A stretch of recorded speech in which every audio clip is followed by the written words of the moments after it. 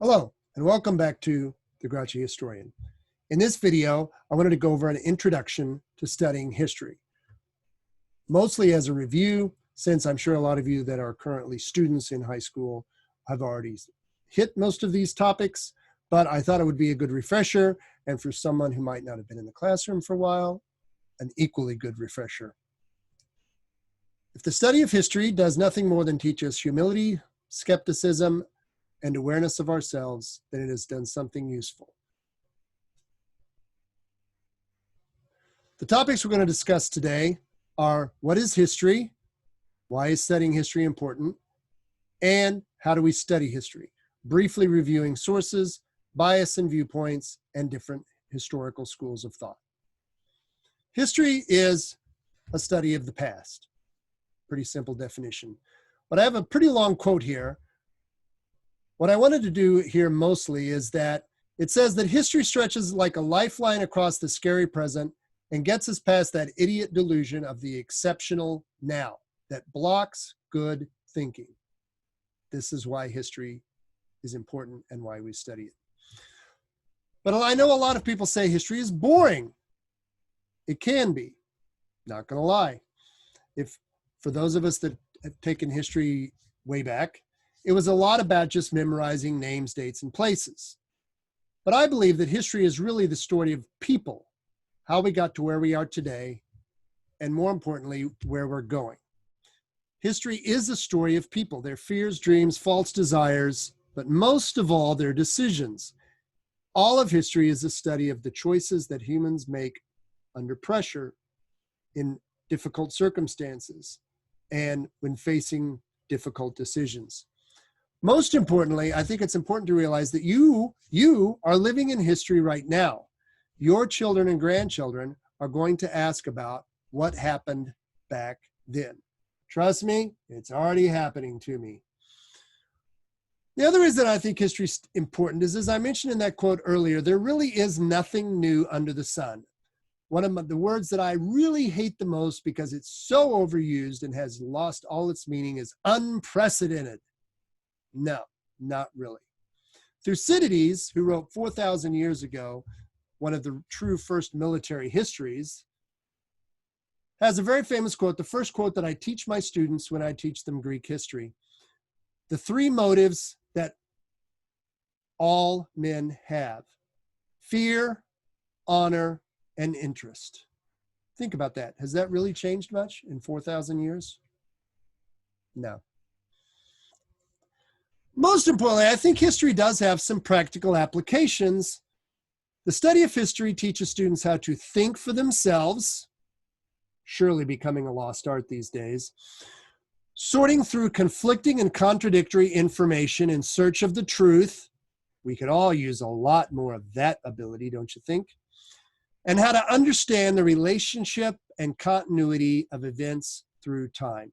Again, there really is nothing new under the sun. People are people, humans are humans. Human frailty has been on display, whether in bearskin rugs or on Instagram, since the beginning of time. I think history also teaches some other important practical skills. Most important of those is communication skills, written and oral. When I used to tutor students in homeschooling, not only would I make them write, but I would also make them do a group project where they all had to do a group presentation in front of me. It was awesome. It teaches you how to research, organize, and collect information. And most important, create a logical and rational argument through a methodical thought process, something that is definitely becoming a lost art form today. So when we study history, the first basic thing to understand is that history is done with sources of information, broken down into two kinds: primary and secondary. Primary sources are contemporary accounts or original documents. You can see the list here: diaries, letters, interviews, manuscripts, official reports, a favorite of military historians. Of course, today we also have volumes of photographs, audio and video recording. All of these can also be primary sources. as well as original research in the natural or social sciences, and other literary or theatrical works. Why do we use primary sources? Well, they are an eyewitness or first-hand account by participants. You were there. You either participated or you saw the event take place firsthand. It is immediate, it is unfiltered, and it is unaffected by other accounts. However, it does have some disadvantages. The biggest of these, of course, is the bias of the observer.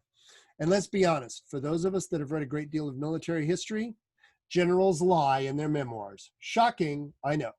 But you always have to look at biases and weigh them against other original sources and secondary sources. We'll get to that in a minute.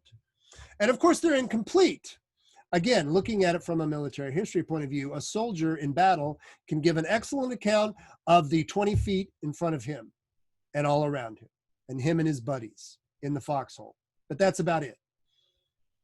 They don't have the bigger picture of how did that battle start, how did it play out, what were the effects of that battle, but they do have that sort of raw recollection and emotion of the battle as it occurred to them. The other significant source are secondary sources. These are books, articles, and other published works, and I think that's the key word, published works, although they may be unpublished, more on that in a second, that select and interpret primary sources. These secondary sources interpret, assign value to, conjecture upon, and draw conclusions about the events reported in primary sources. Now, to be fair, they could be unpublished as work. A lot of unpublished PhD manuscripts have been cited in other historical works that I've read. It's generally the thesis that has been accepted for that particular student's PhD, but it may not have necessarily been published in a book form. What are the advantages? Well, there is some synthesis and interpretation. This is important, particularly when you're trying to weigh conflicting primary sources. They can integrate those conflicting accounts, and more importantly, they take advantage of all available sources. Again, there is a strong, almost certain possibility of bias. More on that on the next slide. And of course, the selection of sources can be biased or incomplete. Now, I've read many works that are excellent narrative history, but they're incomplete because they didn't have access, for example, in a military campaign, to both sides. An excellent example of this is the recent opening in the last 20 years or so of the Soviet and Russian archives from World War II that has significantly changed the historiography of World War II and many of the battles and campaigns fought on the Eastern Front. So let's talk a little bit more about bias, because this is probably the most important thing to keep in mind as both a consumer and student of history. Every historian has a bias, whether they know it or not. The good historians will acknowledge their bias and their viewpoint in their preface, forward, introduction, and give you upfront why they're writing a book, what sources they chose, what they're trying to accomplish with the book, and what viewpoint that they're approaching this particular topic for. Again, some of these are blatantly intentional. If anyone has ever read Howard Zinn's People's History of America, first of all, I'm sorry, versus Larry Schweikert's Patriots' History of America, you would think that they are writing about two completely different countries. So I always believe that you have to approach what I call hyphenated history very cautiously.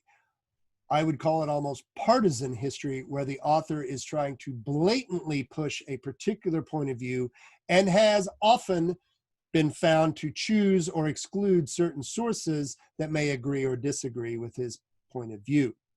It is often, and I would actually make that, it is always the exercise of the student or reader to determine the bias or viewpoint of a historical work.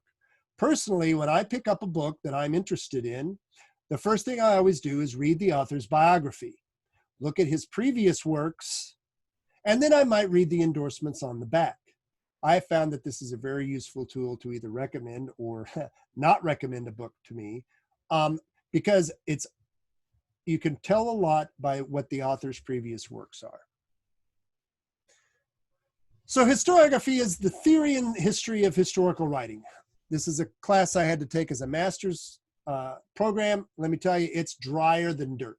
It's has some interesting parts, but it's not the most interesting of topics. However, like any historical work or effort, there are some nuggets to pull out. I believe that history is, and I look at history through the lens, my bias, as it were, is what is called Whig history, which is a history of human progress. Not progressive history, but a history of human progress toward freedom, toward, dare I say, enlightenment.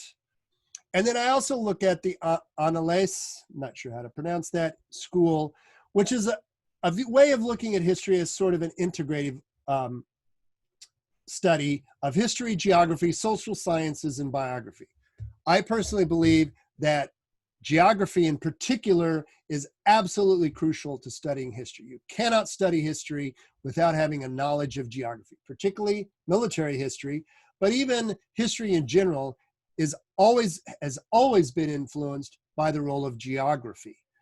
Also, history, particularly, again, military history, is influenced by the society in which that military is formed and in which it develops its doctrine and strategy. And of course, biography, because history ultimately is always made by people. Now, there is a particular school of history, the Catholic or Christian history, that looks at history all through the lens of salvation history, and then, of course, in the incarnation. Ward Carroll is probably the best known proponent of this view of history with his excellent history of the Catholic Church. So this is sort of a quick introduction to the study of history. There'll be more of this as we get into the AP history courses, but I thought it would be useful to kind of go through these topics again to refresh everyone, particularly on the use of sources. This is the key to good history. The other part, of course, is biases and recognizing them both in ourselves and in the author. So I encourage you, when you pick up a book, to read the author's biography, look at the foreword, the preface, introduction, and see what the author says about why he's writing this book and what he's hoping to accomplish with it. Thank you very much for watching. We hope to see you again another time.